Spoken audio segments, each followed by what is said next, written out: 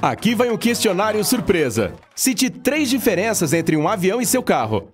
Se uma das suas respostas for "não caio 3.000 metros se ficar sem combustível", você e eu claramente pensamos da mesma forma. Mas, na verdade, os aviões são muito bons em permanecer no ar quando um motor para.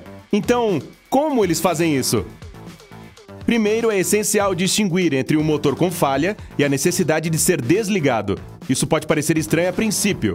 Você não desligaria o carro enquanto dirige, claro, mas há muitas razões pelas quais os pilotos podem precisar desligar os motores enquanto ainda estão no ar. Uma das causas mais comuns é que algo entrou na entrada de ar de um deles. Os motores a jato trabalham misturando combustível com ar e fazendo a ignição. A força dessa explosão é o que empurra o avião pelo ar. O motor de combustível interno, na maioria dos carros, funciona basicamente com o mesmo princípio. A diferença é que, em um automóvel, a força explosiva é contida dentro do motor e usada para mover os pistões e engrenagens que giram as rodas. Também como o seu veículo, um motor a jato precisa de uma abertura na frente para manter um fluxo constante de ar. Como qualquer pessoa que já tenha passado por uma tempestade de areia confirmará com alegria, se entrar sujeira no motor, isso não fará funcionar melhor. Em um avião, os pássaros estão entre os riscos mais significativos quando se trata de bloquear a entrada. E também não é bom para os pássaros. Pedras de granizo também são ruins. As cinzas de erupções vulcânicas e de grandes incêndios florestais são um risco menos comum, mas não menos grave, para as aeronaves em voo. Pense na entrada de ar como o ponto fraco de um videogame de avião, e você vai entender. A ingestão de objetos estranhos pode resultar na falta de oxigênio no motor, interrompendo a reação e causando o que é conhecido como apagão. Literalmente, a chama no motor se apaga. Um exemplo um tanto engraçado disso pode ser visto na aeronave A-10 Warthog, da Força Aérea dos Estados Unidos. Devido a um problema de design, os grandes motores montados na fuselagem deste avião tinham o hábito de ingerir a fumaça produzida por seu próprio poder de fogo. Isso resultava em um apagão e um piloto muito infeliz. Embora esse problema tenha sido resolvido, mostra que um pouco de fumaça pode ser um grande problema, mesmo para equipamentos militares de primeira linha. As chamas também podem ser causadas por uma falha do equipamento no próprio avião, normalmente na bomba de combustível ou em outros componentes do motor. Independentemente da causa, os efeitos são geralmente os mesmos. Quando o motor apaga, a primeira ação do piloto é desligar o combustível bombeado para ele, desligando-o rapidamente. Nesse ponto, o comandante informará calmamente os passageiros sobre a emergência e descerá a uma altitude mais baixa, enquanto a tripulação descobrirá o que exatamente deu errado. O avião geralmente precisará fazer um pouso de emergência, mas a descida não será exatamente uma montanha-russa. A Administração Federal de Aviação exige que os modelos comerciais possam voar e pousar com segurança com apenas um motor operacional. A aeronave com problema geralmente será redirecionada para o aeroporto mais próximo e os socorristas estarão à disposição. Mas isso é principalmente uma precaução e não uma necessidade. A falha do motor não é motivo de riso, mas também não é uma catástrofe garantida. Você já passou por um pouso de emergência? Conte sobre isso nos comentários. É tão fácil pousar um avião só com um motor que muitos sistemas de piloto automático podem gerenciá-lo sem a ajuda de humanos no cockpit. Os passageiros adormecidos ou qualquer pessoa realmente envolvida nos vídeos de gatos em seu telefone podem nem saber que houve uma emergência até que tenham pousado. Agora, eu disse que perder um motor não fará o avião sair em espiral pelo céu, mas e quanto ao pior cenário? O que acontecerá se todos os motores pararem de uma só vez? Esse tipo de falha total é extremamente improvável, mas houve incidentes isolados assim acontecendo com aeronaves em viagem. Por exemplo, o voo 143 da Air Canada sofreu uma dupla explosão do motor em 1983. Uma série de problemas, incluindo falhas técnicas e de comunicação, erros de manutenção e conversões métricas defeituosas, fizeram o avião deixar a pista sem combustível suficiente para chegar ao seu destino. Previsivelmente, isso levou a outros problemas. Ao passar pela pequena cidade de Red Lake, em Ontário, no Canadá, um alarme soou no cockpit. A princípio pensou-se que era um problema com as bombas de combustível, mas segundos depois de redirecionar para o Winnipeg, o motor esquerdo apagou. O direito logo o seguiu. Meu Deus!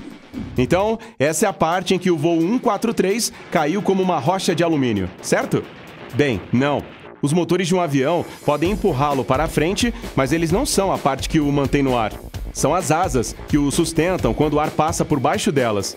Perder os motores custou ao voo 143 a capacidade de subir ou acelerar, mas ainda assim é possível planar. A falta de combustível também fez com que o 767 perdesse toda a potência, desativando não apenas as luzes e o rádio, mas também os controles e o painel de instrumentos. Felizmente, como a maioria dos modelos modernos, o avião foi equipado com o que é conhecido como turbina movida com a força do ar, ou RAT. São pequenas turbinas eólicas, geralmente escondidas atrás de um painel na fuselagem, que podem ser estendidas no caso de uma perda total de energia. Esse dispositivo permitiu que os pilotos do voo 143 da Air Canada voassem com segurança e aterrissassem em uma pista de corrida que serviu como uma de pouso, perto da cidade de Gimli, Manitoba. O voo 143 acabou perdendo energia parcialmente novamente durante a aproximação final, desta vez devido à velocidade reduzida que impediu que a RAT girasse mais rapidamente. Apesar desses desafios, o avião conseguiu pousar com apenas pequenos danos. Depois de reparos, conseguiu continuar voando até sua aposentadoria em 2008, 25 anos após o pouso de emergência. A aeronave, que foi oficialmente registrada sob o nome CGAUN, ganhou o apelido de The Gimli Glider, ou o planador de Gimli, em português. Ah, Canadá! Agora, você deve ter notado a linha de problemas desastrosos que levaram à aterrissagem pouco perfeita do voo 143. Esse quase desastre foi o resultado de uma sequência improvável de eventos, dando uma ideia de quantas coisas diferentes precisam dar errado antes que uma falha completa do motor possa ocorrer. Regulamentos mais rigorosos e procedimentos de manutenção aprimorados reduziram substancialmente o risco, embora ainda exista alguma chance.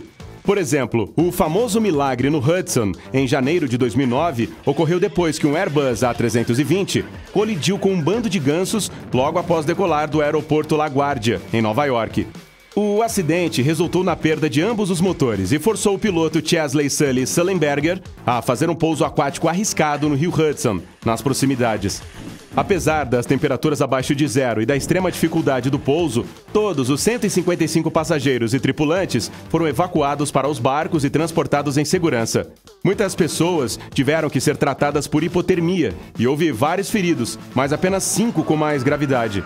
Várias falhas mecânicas podem se tornar muito perigosas, mas a boa notícia é que elas são extremamente raras.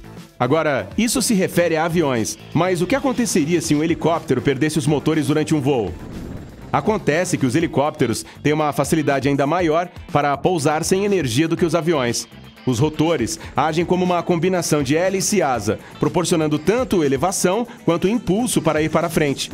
Embora isso possa parecer uma má notícia a princípio, os helicópteros têm uma coisa salvadora que é conhecida como autorrotação.